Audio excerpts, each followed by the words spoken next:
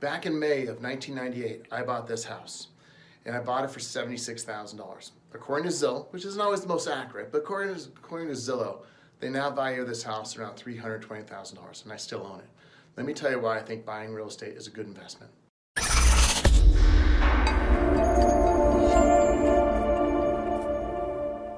So I'm doing this video not to brag, but to show people why and it's a good idea to invest in real estate. Now, I'm not a financial analyst and I'm not a CPA, so you might want to talk it over with those people. But going back to this property, way back when, 20 years ago, I bought it for $76,000. I put 20% down, which is a little over $15,000.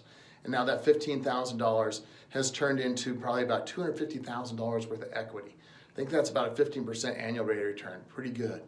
On top of that, when I first bought the property, I was charging $600 a month in rent.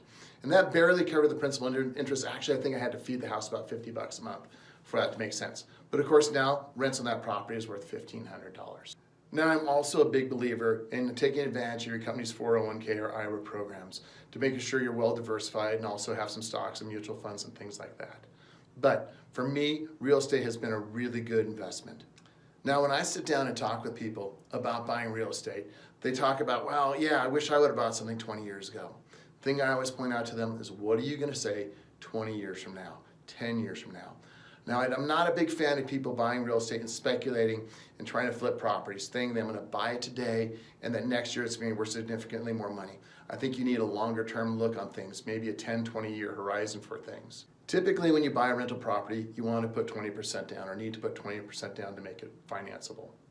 The other way people can do it is when you buy your first house, you buy that house, you live in it for at least a year, and then you can make that house a rental property and then go buy another primary residence for yourself, taking advantage of getting better interest rates that way. Another option is to look at the amount of equity you have in your current house. Maybe you want to use an equity line or do a refinance, take some of that equity out that's not really getting you a rate of return, and go ahead and buy that money, put that money towards a down payment in a rental property. I do really enjoy talking to people because I get a little excited about talking about buying properties, investment properties.